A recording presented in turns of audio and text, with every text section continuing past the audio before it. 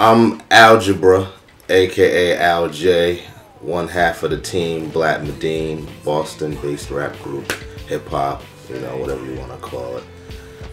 Soul, religious, but basically, carrying out the message of, God and peace and everything else. When you say like religion, it's some would say, religion is what, a belief system and stuff like that. I would like to say it's alignment, it's your alignment and your way and your communication to God, you understand?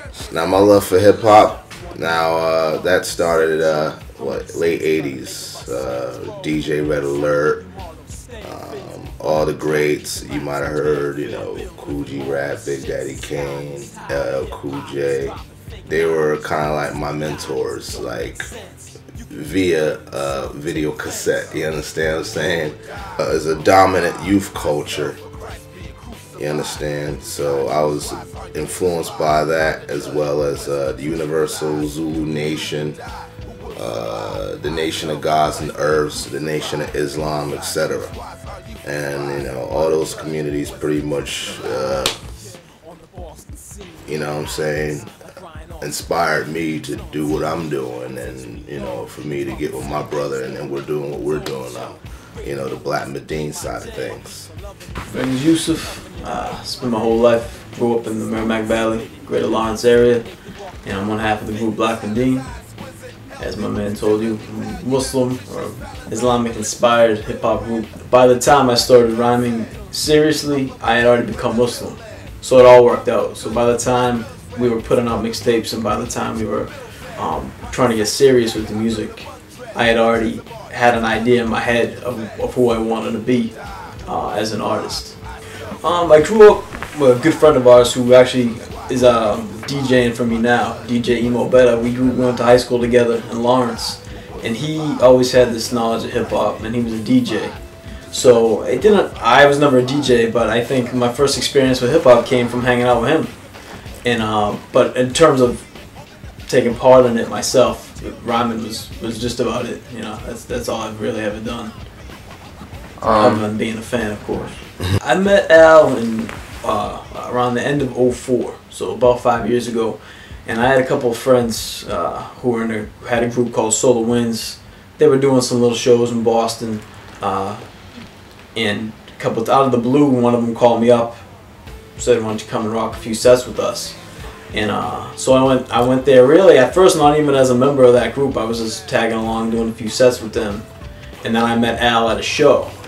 And he heard some of the things that I was spitting, and then he got up, did his set after us. I heard some of the things he was spitting, and we just clicked. Because there might be other Muslim MCs in Boston, but we haven't really met them yet. So it just made sense for us. And then we just started building from there.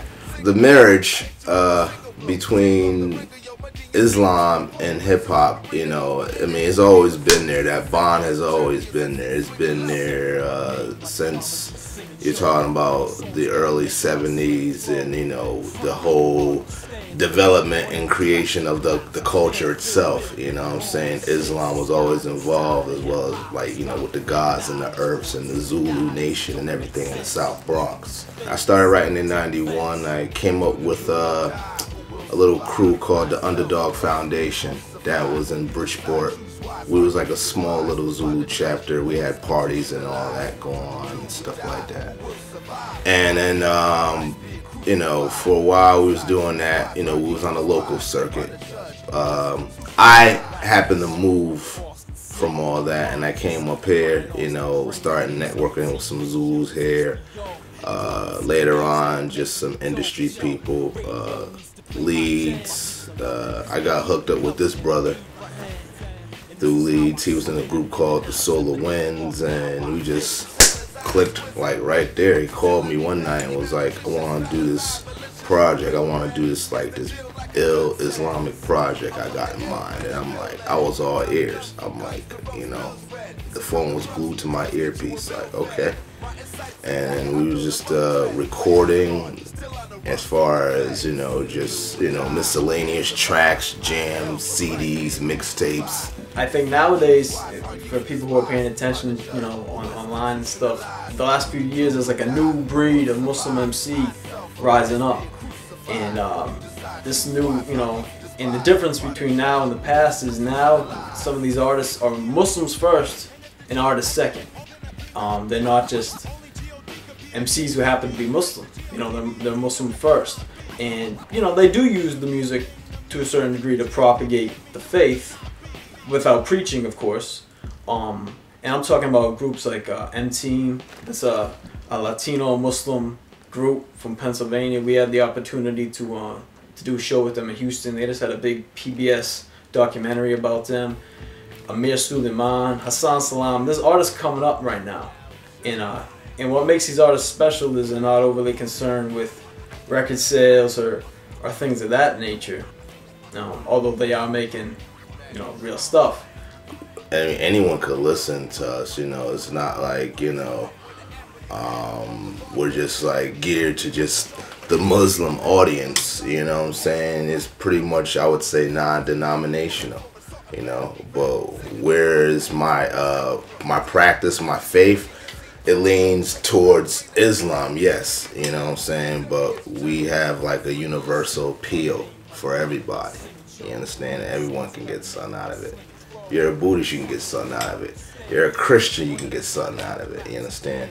Even if you are, you know, I wouldn't say ignorant as far as your part, but those just naive, not knowing what's going on in the world, they can get a piece of the action. You understand? And if you listen to early Rakim albums, you don't hear any swears in them either. You listen to early Gangstar albums, you don't hear anything, but nobody even thinks of that. All the people that we done mentioned and looked up to, you know, as far as, you know, KRS and Rakim and all that, you know, that was considered subculture at one time. To some, the golden age. Right. Now, you know, when hip-hop, when the corporate got his hands on it, that's when it started becoming, alright, the demographic, you know, geared to a certain audience, you know, and they will put conscious, like, they would condemn conscious MCs, quote unquote, to a small choir, like, you know, a limited group of people.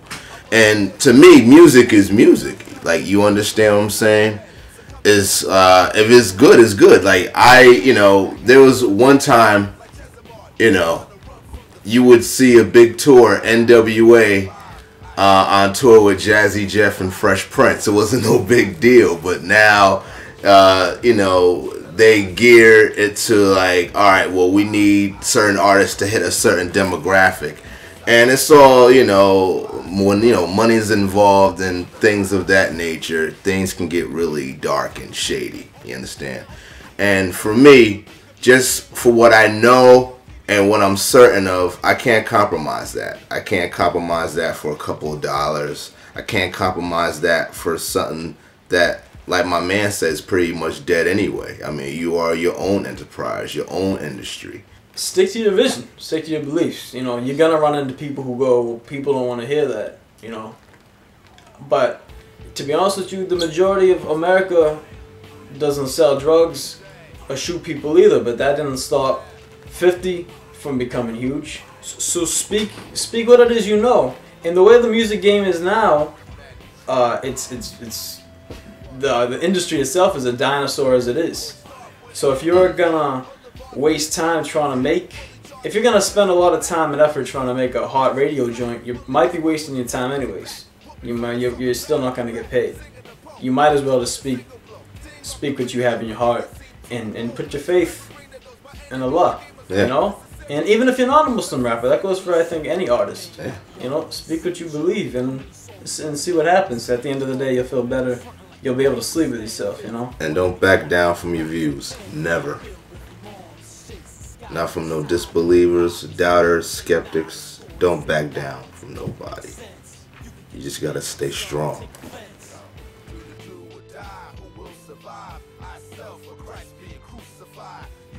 Choose wise, our youth despised by the judge who institutionalized